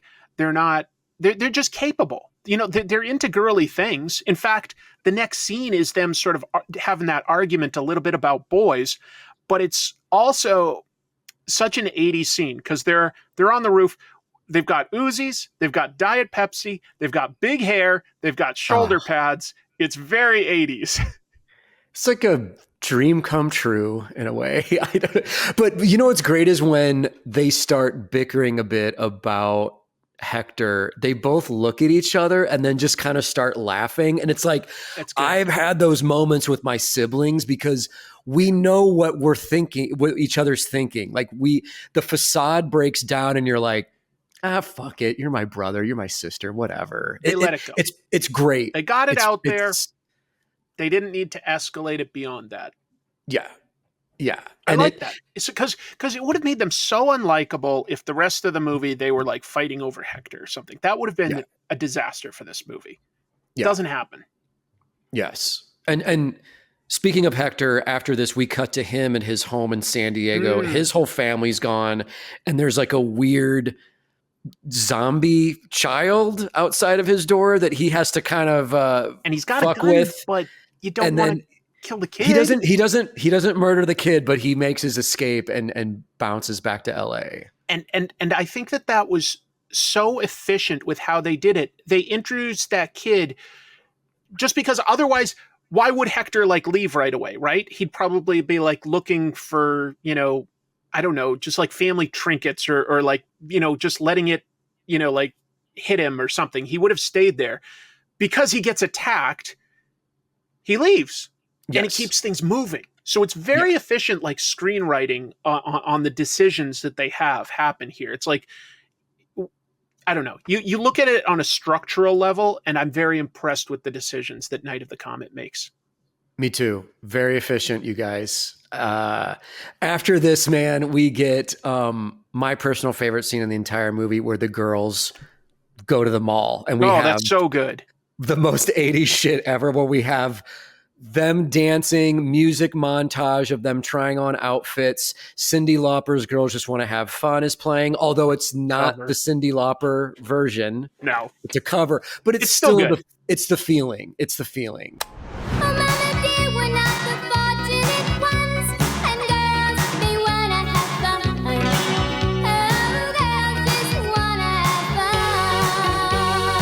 It's a good song and it's fun. It's great. It's a montage. Yeah. And you're also sort of like, well, this makes sense. This is like enjoying one small aspect of like everybody being gone. Yeah. Go to the mall. The mall was very popular in the 80s, folks. And try on whatever you want. Take whatever you want. Yeah. The 80s was so commercial, and we had we as a society here in America had such a love-hate relationship with it because it was explored in that movie Dawn of the Dead the same way, it's fun but it's shallow, and it's like this movie's commenting on the exact same thing because the scientists are like, with these girls are out there, where would they be? And you just see like one guy thinking about it and just sort of go like, yeah. Well, dude, listen, if you live in a first world country, there's a consumer inside all of us. And that consumer fantasy of like, what if you could just go to a mall? Or for you and I, what if you could just go to a comic shop and have free reign over anything in the store? And you're just filling up a shopping cart with your favorite books, artist editions, whatever it is you want. It's that like base need fantasy in a way, which is sort of embarrassing to admit, but we all have some aspect of that inside of us, Can I also just mention there had been a subplot we skipped over real quick, which is just that like Audrey is that scientist lady we were talking about. Yes. She's back at the base. We realized that the scientists are looking for other survivors. They brought two little kids back in a helicopter. That's right. And Audrey is taking notes on like the effects of like what the exposure to the radiation or whatever does. And she misspells memory, thinks for a moment, crosses it out and spells it correctly. But obviously we're hinting that maybe the infection has even reached this bunker. Yes. So we've got that, which is good because it just sort of introduces a little bit of almost a ticking clock mechanism or like some uncertainty about them being the ultimate rescuers. Yeah. Because they might be rescuers still, but we're like not 100% sure. Right. All these little red herrings, man, that get thrown at us. So good. When we get back to the mall, we realize that minor villains introduced. Dude, the fucking Joker shows up and his gang of henchmen. All right, here's the deal. If Bachelorette number 1 isn't out here in half a tick, I'm gonna ice Bachelorette number 2. Chris, I love this character. He's so good. Dude. He's so awesome. He's the Joker. Very lively. and him and his gang are spying on the girls and are going to attack them and kidnap them. They're And evil they don't stock boys, we later are told. Yes. And they're all wearing sunglasses. And they're trying to capture these girls, which is definitely like a power imbalance. It's very creepy, but it leads to an awesome shootout. They've all got guns. Shootout in the mall. What more do you want? So and good. They eventually capture Sam. Reggie captures one of their crew members who turns out to be the real Slim Shady. It's Eminem with the dyed hair and the glasses. A little like that. It's Slim Shady, dude. Did you know? Did you know, real quick, that there actually, according to many people, there is a rapper cameo in this movie? Did you LL catch Cool it? J cameo. You know about it? Yeah. The Cool J. In the beginning of the movie. Very beginning, when everybody is like partying at night, like New Year's Eve type party. A lot of people have said that that's LL Cool J. It certainly looks like him. It looks exactly like him. I think it probably was. He was in LA at that time, so it probably was him. Yeah. It very young. So this is so great, man, because we've got a Reggie having Slim Shady as the hostage does not work out because the Joker's just like, fuck that guy, and shoots him. And which Jamie, is a cliche now, but it wasn't then. Right. Jamie, can we just get that scene? Come on, Willie, she means it. Miss, you're not getting the point. I can't have you holding one of my people hostage. And then she's like, you're crazy. And he's like, I'm not crazy. I just don't give a fuck. So and then as a viewer, you're like, oh shit. Okay. So these guys are really dangerous. Uh-oh. Yeah. Like our girls are in trouble. The threat. He doesn't care about his own guys. Yeah. So, but the girls are tied up in the back storage room or whatever. Yeah. And the Joker takes down his glasses and reveals like he's a straight up zombie. He's a ghoul, basically. All gaunt around here and stuff. That's like a big hint. So like basically we have also, without even knowing it, we just think that they're like that these stock boys are wearing sunglasses to sort of look cool or something. But no, they're subtly implying that like you probably get like light sensitivity as you become a zombie. Like we don't, it's not spelled out, but that is a thing. So that's why they're all wearing that. And just remember that for later. Yeah. And he is playing a bit of Russian roulette with Sam. And before he can go further with it, our scientists show up at the mall and blow away all these stock boy ghoul characters. And take that, minimum wage employees. Yes.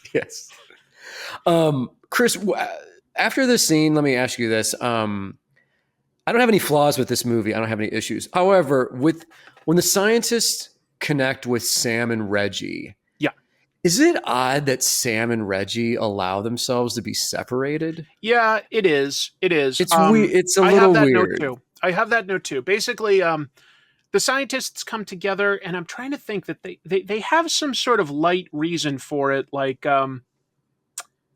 they shuttle Reggie back to their bunker, but they keep Sam there. And I'm trying to, I think that they said something like they were going to wait for Hector to come back. Yes. Yeah.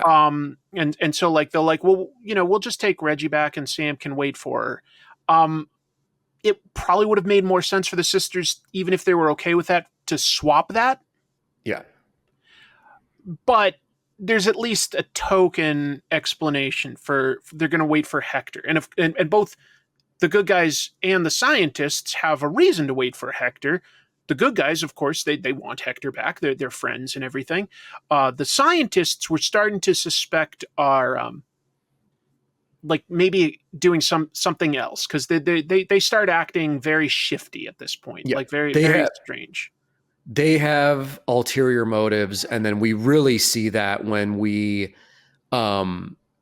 Audrey prepares to euthanize Sam. Because Sam, we didn't explain, but like Sam has had a rash. Oh, that's right. Yeah. Although Sam says she gets like hives when she's nervous, but the scientists are like, she's infected. We gotta for sure. Yeah. And Audrey gives her what we believe as an audience a lethal injection. Right. And what Oscar, the male scientist who hangs out behind with Audrey, also believes. But then why wouldn't we? Oscar begins to suspect Audrey, and Audrey shoots and murders Oscar. With a great line, because like Audrey starts to reach for something and Oscar like goes for his gun and she's like, what did you think I was, what did you expect me to go for my gun? And that like is just enough for him to be like, no. And then she instantly like does. Yes. And I was like, that's badass. That's Yeah. badass. It's and you're like, whoa, okay. So where do Audrey's loyalties lie? Because honestly, like within the context of the movie, we may have seen her just euthanize Sam and shoot Oscar. So we don't really know exactly what's going on yet with any of the scientists. We don't know what they want. They're so unknowable. Right. And until the next scene, man, where we're back at the radio station, Hector shows up and Audrey in a Santa Claus suit. Oh, that's right. Yes. It's so iconic. It's awesome. It is. And he's like grabbed a classic car for himself. A classic. That's right. What do you call it? A convertible. So the top is down. Badass ride. And it is a Christmas movie, folks. It's there's little hints to remind you. Shows up dressed as Santa, and Audrey the infection is kicking in to her system, and she basically reveals to Hector, like, listen, we messed up. All of the scientists are going to be dead within 36 hours anyway. We're trying to. I thought she said 30 minutes. Did she say 36 hours? Is that what she said? That makes more sense because 30 minutes did seem like really quick to me. I was like, could it have? Got it. I misheard there. Thank you for clarifying. That makes more sense. But yeah, she's figured out they're going to die soon, and she's forgetting stuff. Yes. A serum. We were exposed. Not a lot, just enough. They left the ventilating ducts wide open, the fans going. Very scientific. Very stupid. In 36 hours, you will be able to vacuum up the last of them from the carpet. So she gives herself the same a lethal injection and is done. She's gone. Yeah, Hector checks and she's dead. She definitely used that needle, which looked like the same thing that she just gave to Sam, just to be clear. Right. But she's dead. Audrey kills herself. That's how bad it is. Audrey kills herself. Yeah. She apparently, Chris, in my research, the actress who played Audrey, who we were talking about, she improv'd a lot of that scene. Oh, huh. Kind of like wrote her own dialogue for that, where she's like, you know what? She is right. You are cute, in reference to Hector. Aw. Yeah. You know, little improv on her part. But when we cut back to the base, the scientist base after this, Reggie's being interrogated by the head scientist guy, and he reveals to her that Sam is dead, basically. Yeah. And then he puts on some sunglasses. Yeah. So he's starting to deteriorate. I love how subtle that was, though. Yeah. Like just the idea, the action of like all of a sudden just sort of like rubbing his eyes and putting on some sunglasses indoors. We're like, oh, okay, I see what's happening. Yeah. Yikes. Reggie's in trouble. Cool. And man, when Reggie's being interrogated, it really brings out the fact that she's like an 18-year-old. She's a teenager because she's so aloof to his questions. Like she doesn't give a shit about him being an authority figure. She's just kind of like, why am I here? What's happening? And it really reminds you like, oh yeah, these characters are teenagers. Our main heroes are 18 and 16 years old, basically. So they need to remind us that stuff, but they do. You're right. Through the actions and stuff like that. And we also sort of see scenes where we come to learn that the scientists are not benevolent heroes. They are capturing people to drain their blood and do experiments to save themselves. They know that they're probably like that they're infected and they're just like giving themselves blood transfusions or experiments on people's blood. But that's exsanguinating them. They're taking it all. Yeah. And including the two children you mentioned earlier. That's the threat. Like they're about to do it to the children and Reggie. Yeah. And the children are getting hooked up. Yes. Until Sam shows up. Reggie escapes, and Right. both Reggie and Sam sort of save the kids. Reggie first, but then Sam comes into the room and Reggie almost shoots. Yeah, we her. skipped one thing. Like, right, there's a reveal because Hector drives up to the base Oh shit! and like That's right. distracts the guard. That's right. And they open the trunk and you know, he's like offering the guard like a girl or something. But we're like, okay, why would he have even taken her? Because she seems to be passed out there. And then Sam is breaking into the base and saving her sister, and we realize she was just knocked out. Audrey had not killed her, and Sam and Hector are working together to save everybody, as well as the kids. Yeah, the doctors were about to drain these kids of their blood. Yeah, dark. Yeah, cold-blooded characters here. So you don't feel bad when terrible things happen to the scientist and they get murdered or whatever happens to them. You know, it. And I mean, I guess cutting forward after the kids are rescued, we see that Hector has planted bombs underneath the scientist he grabbed trucks. some dynamite and he set a trap in the all the vehicles. Yeah, and so our main scientist guys all get blown up. Basically, it's just like it's better than that too, because like they get into the car and like one of the scientists that's just going to drive it, he's not the main guy. He just goes, "Is that gasoline I smell?" Mm-hmm. And then the main scientist realizes has gotten dumb at this point. He's gotten a little too dumb, and he just reaches over and turns on the ignition, ignoring like the warning. And yeah, then the dynamite and trap goes off, and the gasoline, etc. Yes, it was good. It was a good finish for that villain, like that he sort of did himself in. Yeah, I love not it. as smart as he thinks. Another thing I enjoy, Chris, is sort of for no reason at all, Hector shows up on the rescue mission dressed as this cowboy. Yeah. And he's playing a cowboy character with like an accent and everything. And it's just a fun, weird thing. It's like, these scientists don't know who Hector is. Why is he now a cowboy? Well, he also like had worn that like Santa suit for like basically no reason. And the girls had like gone to the mall and dressed up. I think that's just showing us that they're young and they're like, hey, there's no rules. I'm gonna wear whatever I want to wear. Yeah. It doesn't make a lot of sense per se, except on a character level. It makes sense. Like, okay, we've got limited time here. They're gonna wear whatever they want to wear because there's no more rules. There's nobody telling them what to do. Yeah. Great point. And man, the wrap up of this movie, the ending of this movie, it is so well done and perfect. Where we cut to the streets of LA, it's rained, the streets have been cleansed clean, and man, this is a big deal when I lived in LA because it never rains there. So when it does rain, it actually is like this spiritual cleansing of the city. Yeah, and we have that in the movie where we see the red dust being brought into sewer drains, and there's a cleanliness about it, and our characters have all cleaned up and are in their like we've cut Sunday forward after we see the rainstorm. Yeah, you're right. Like it's definitely been like at least a few days, if not more. Yeah, and yes, they've all put on their Sunday best. I think you could say. Yeah. And Reggie's taken photos of the two little kids who've, I guess, Reggie and Hector basically adopted these kids. They call themselves Uncle Hector and Aunt Regina now. And she's definitely telling them like, pose, like hold your little stuffed animal and stay still. Like we're going to take a nice picture. She's taken over a parental role. Right.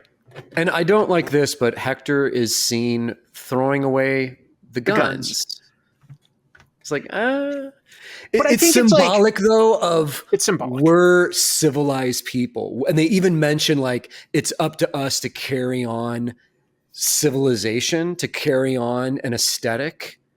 Right. Are there enough people to like rebuild? Like, no, but we're seeing like that they're going to take on parental roles. They're not going to use weapons. It's hopeful is all. And that's what matters is it's hopeful. But what about poor Sam? She's like such a fifth wheel at this point. Yeah. Great finale. She's waiting for them to cross the street and they don't want to cross against the light because again, let's have some sort of structure and rules. But again, this is a hilarious joke It's so about good. LA because no one jaywalks in LA. You don't cross against the light. I got a jaywalking ticket when I lived there, dude, for Did you crossing really? against the light. Yeah. That's hilarious, Jim. Yeah. How And much is something like that? It was very expensive. It was like $250. Holy and dude, it wasn't a cop on a bike. It was a cop car flashed their lights and pulled me over. And two cops got out of this car and I'm like, what's going on? I had just moved to LA and they're like, you crossed against the light. You don't do that out here. They're like, dude, someone could run you over. And I'm like, oh shit. That wasn't a thing in any other city I lived in. In New York, people jaywalk every day. Absolutely, they do. But this cracked me up because at the end of the movie, there's this whole don't cross against the light thing. Sam says, screw that, and walks into the street. And then out of nowhere, a car almost runs her over. And we see it's a handsome teenage boy who's like, hey, how are you? What's going on with you? Do you need a ride? And Sam's like, hell yeah, and jumps in his car. And Reggie and Hector are playing the role of the parents like, what's your name? Who's this guy? He gives them his name and they're like, be home by midnight. And man, the perfect payoff as he drives away, we see. You don't know anything about this guy.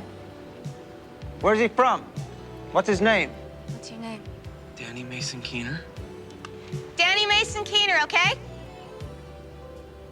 Yeah, all right. Well, just be back by midnight, okay? Midnight? The burden of civilization is on us, okay? Oh, yeah. Bitchin', isn't it? The DMK on his license initials. plate. He was calling Danny back, Mason Keener.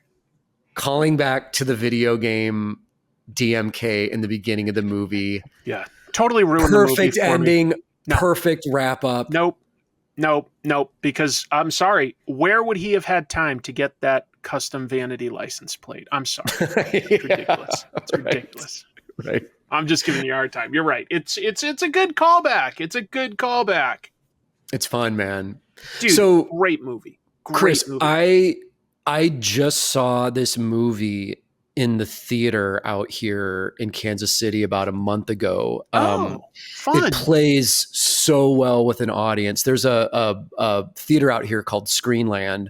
They do old flicks, and That's awesome. Joe Bob Briggs and Darcy the Mail Girl hosted this movie out here. Unfortunately, Joe Bob was sick and couldn't show up, but he did a video that they played before the movie of him introducing it and giving That's so all the cool. background information. But man, this movie's from what, 83, 84. It's still got all the right laughs in the theater with an audience. People loved it. People cheered afterwards. It holds up, and it's just a fun, solid experience. And maybe you came across this too when you were looking at it.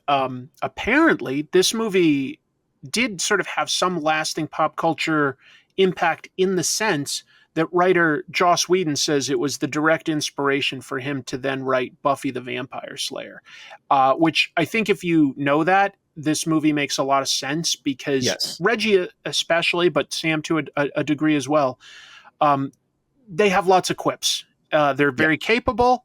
You know, they're put into like a bad situation, but they're not like just defenseless or helpless. They've got challenges, but they're not defenseless. They're capable and they're really funny. I definitely see the inspiration there. I can see that too. Yeah, I did read something about that. Like that's makes cool. sense. I was a big fan of like that Buffy TV show, and I totally see a lot of how that character was written. It makes so much sense. Yeah. It's amazing that this movie, for its budget, this actually did make money. It's kind of interesting that, like there weren't, say, sequels, reboots, a TV version. Because it feels like it could have been. It didn't need it. It didn't need it. I'm not suggesting it needs it. I'm just a little surprised because it definitely made a healthy chunk of change for this studio. Not seen by, say, like what came out at the same time, maybe like as much as Terminator, but probably like proportionate, made more money. Yeah, about 14 million, man, on a $700,000 budget is a success. So that's over a 14-time return. I'd have to do the math to see exactly, but that's like this is probably close to 20-time return. That's fantastic numbers. It's incredible. And you mentioned Terminator, man. I think that they were actually these two movies, this and the Terminator, were released almost in the same month, possibly, or close to together. It had to be, I think, but yeah, that was just a guess, but I bet it was. Yeah. Which also, like, for what it was cost efficient, but not on this level. I mean, these days you never see a movie made for that unless it's sort of like a micro budget sort of horror movie type idea, right? Like even then, like it's really hard to find a movie that's made for like $700,000, even if we account for inflation. Like it's really small budget. I would say it doesn't look like it. They're smart with their money. They're still filming on real sets or real locations. It makes LA look interesting. It's great, man. These producers and the director, Tom, deserve a magical award for just how they put this together and pulled it off and did it with class and style. And all the dots connect in this movie, man. It's cool. It's definitely one of those movies where you look at it and everything just came together right. You know, like a Casablanca type situation where it just all lined up right. I really have very, very little to complain about. I sincerely loved being exposed to this movie, and I strongly recommend this one. Between the two of them, I recommend this one first. Lifeforce is interesting. It's fun in its own way, but Night of the Comet is. It's just an efficient vehicle. It really moves. It really moves. I think it's like almost 90 minutes to the dot. You know, it's perfect. Really good. Perfect amount of time. And also, I do think if you have a night with your friends, you can do this as a double feature. And Night of the Comet is really the balloon frosting on top of the cake after you get through Lifeforce. Your friends are going to be like, what is this fucking fever dream weird shit? But then you get to Night of the Comet and it's like, this is just pure fun, man. This is just great. Night of the Comet, you'll probably get quiet, like getting engrossed in it. Lifeforce, you'd probably be making jokes and riffing on it if you were with friends. That's my guess. But this was fun. I love that we had sort of a light theme of comets, which was when we chose them. I don't think we realized quite how important the comet necessarily even was for Lifeforce versus Night of the Comet. But like it worked. Yes. Yeah. And if you guys need a third one, Maximum Overdrive. Maximum Overdrive. Oh, wow. Yeah. That is a weird ass movie, man. Proceed with caution and know that film was also sponsored by cocaine. So I mean, it's got like what the everything mechanical actually turns alive. I'm pretty sure a soda machine attacks like a baseball coach, and a lawnmower runs over a kid. Well, dude, as a kid, it was striking to me visually because they have the Green Goblin head on top on the front of that big rig. I remember before I ever saw it, it was on the cover, like that huge Green Goblin mask, like tied to the front grill of a big truck, and I kept like always going, "Boy, that looks like Green Goblin," but it can't be. Yeah, that threw me off as a kid because I had no frame of reference for any of this, what was going on. So we're not going to keep going and like give you a full breakdown of Maximum Overdrive, but that'd be hilarious if this just turns into a third movie review of, we don't watch the movie, Chris, it's just us remembering vague things from it, like, and then I think this happens, and I believe Emilio Estevez figures out how to get gasoline in a non-sentient car. There were a bunch of you know what, I think the voice of Lisa Simpson might have been in that movie. She was. Yardley Smith was in it. That's crazy. This is the stuff that we remember, but this is why I love doing a show with you, Jim. We have a bunch of the same points of reference, and I think we have enough overlap in tastes that we enjoy what we pick. I can't wait to see what we do next time. Do you have any ideas yet? I'm still brainstorming. I do have my movie pick, but I don't want to say it here. I'm going to save it. That's fair. What do you want to plug? Man, you guys can follow me at Jim Food on all social media. My website is below if you want to grab signed and remarked copies of my latest books. The new art book, Ballpoint Slayer, is still available if you guys want to check that out. And this will be released, in June. I'm at Heroes Con. Come check me out. Come say hello. And Dragon Con also towards the end of the summer, and New York in October. I mean, that's kind of my convention schedule. Chris, what do you got going on? Just please check out Comic Tropes. If you guys could hit things like on this, that really helps the algorithm. So even if you don't want to throw any money at us, you can always just hit like, and that really helps the channel a lot. Lets other people discover this show. You could share it. You could hit subscribe. All that stuff's very helpful. Mm-hmm. But we appreciate you guys watching this far. We appreciate it a lot. We both appreciate Jamie. Couldn't do the show without him. We love you, dude. Yeah. How great was last episode when he turned us into or the one before where he turned us into Michael Jackson in Thriller? Oh my God. It was the overlays.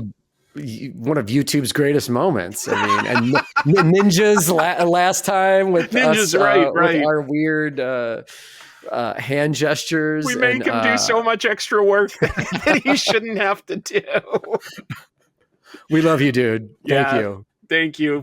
Part of the team. Thank you, everybody. We will see you next week. And until then, keep things trashy. How's that for a catchphrase? Keep it moving. Bye. Trash Movie Bonanza.